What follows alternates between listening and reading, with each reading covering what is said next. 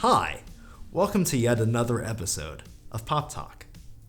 This week's going to be a little different, because rather than focusing on a single cultural icon, I'm going to look at a greater cultural movement. If you've been online, ever, you probably have come across dark humor that points out the bleakness of existence. So popular examples of TV shows that tend to stare into the abyss are Rick and Morty, BoJack Horseman.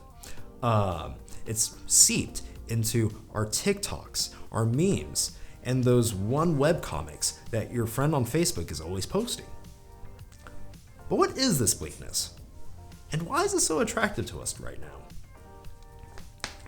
Maybe best known by edgy teenagers with dry senses of humor, like I was, existential philosophy is the exploration of human existence. If you've ever lied awake at night staring at the ceiling, wondering what is the point of life, you've dabbled in existentialism. I remember my own introduction to it in middle school, when I looked at my hands and realized one day they were going to stop moving.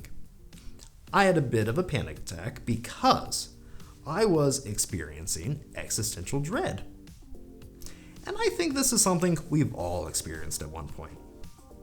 And some might argue that our day-to-day lives are just filled with things that distract us from the fact that we're going to die.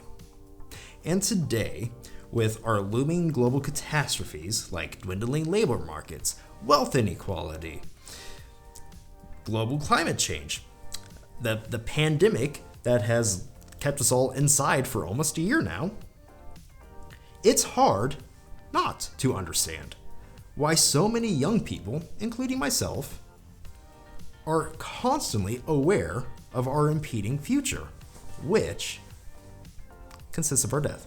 But existentialism isn't just an awareness of death. It's also about addressing the purpose of life. The OG existentialist philosopher, Soren Kierkegaard, proposed that each individual is responsible for giving meaning to life and living it passionately and sincerely. See, Kierkegaard believed that the universe was absurd. Now, the absurd wasn't an adjective.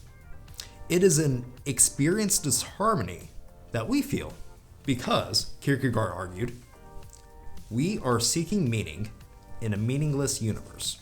This brings us to the main tenets of existentialism. How do we live if life has no meaning? A possible answer comes from a philosophical nephew of Kierkegaard, Albert Camus.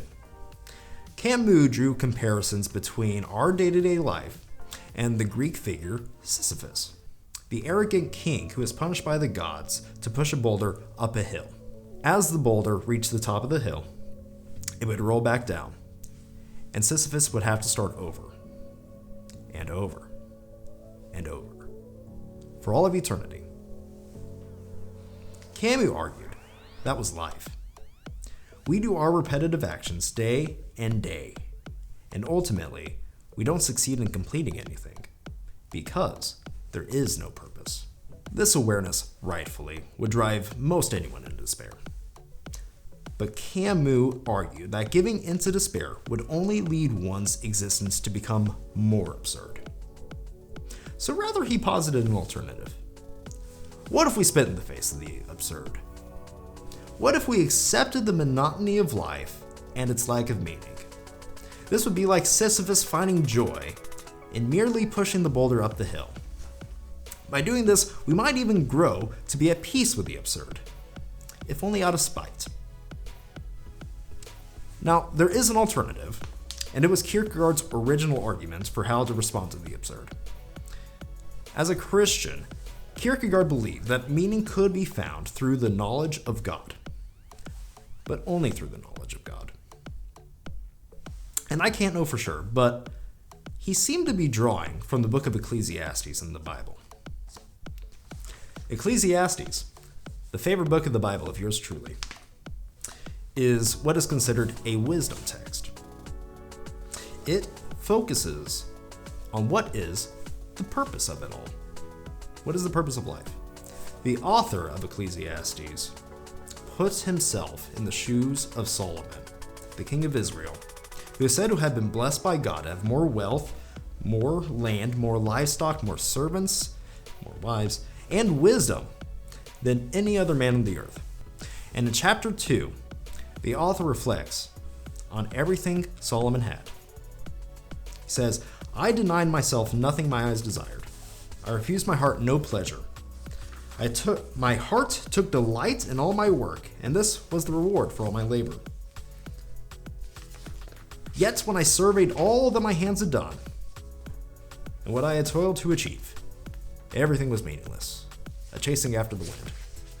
Nothing was gained under the sun.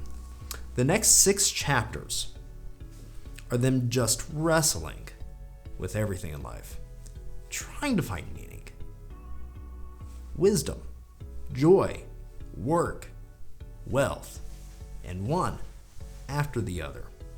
They come to the conclusion that all these things are temporary. They cannot be taken into the next life. And someone is going to inherit the fruits of their labor. It doesn't matter if they're rich or poor, wise or foolish. Eventually, we're all buried. But in the midst of this existential thought, there is the growing sentiment that there does remain one thing that can be held onto. In verse 3:11, it says, God has made everything beautiful in its time. He has also set eternity into the human heart. Yet no one can fathom what God has done from the beginning to the end. Therefore, the author argues that we should not seek comfort in this world because this world and everything in it is finite. Instead, true peace comes from the eternal, the knowledge that God is in control. Only God is eternal. And only He can give us peace in the face of the absurd. Now, there is one other branch of existentialism that I just want to touch on, which is a rejection of the ability to find purpose in any of it, which is nihilism. And there is one man who is known for being a nihilist above all others, Friedrich Nietzsche. Now, I think Christians give Nietzsche a bad rep because he is known for the saying, God is dead. But Nietzsche wasn't being antagonistic when he said that. Nietzsche was merely wrestling with what it means to live in a world post-religion, which a lot of people are right now. The full quote is actually, God is dead. God remains dead, and we have killed him. How shall we comfort ourselves, the murderers of all murderers? What was holiest and mightiest of all that the world has yet owned has bled to death under our knives. Who will wipe this blood off us? What water is there for us to clean ourselves? What festivals of atonement, what sacred games shall we have to invent? Is not the greatness of this deed too great for us? Must we ourselves not become gods simply to appear worthy of it? I personally think this sums up quite well the question of what is the source of morality without a universal standard. And even though I am of the Kierkegaard mindset and adhere to his philosophy, I still think that the sentiment is beautifully phrased. So I'm going to take this opportunity to give credit to Nietzsche, because he's usually seen as this doom and gloom guy, but he was known for just sitting in parks and writing poetry about birds and flowers. So whatever you gotta do to find enjoyment in life, dude. Anyway, life is full of opportunities to feel dread and sorrow, but we shouldn't let it control us. Even if it's meaningless, we can still find joy in life. Whether you're spending time with a loved one, working to support yourself, or scrolling through TikTok and laughing at the looming crises, there are things to enjoy. Ecclesiastes 3:2-8 is just a list of things that have a place and a time. Birth, death, mourning, dancing, love, hate. They all have a time. So let's still work for a better tomorrow on this world, even if it's finite. Let's just do so with our eyes cast on eternity.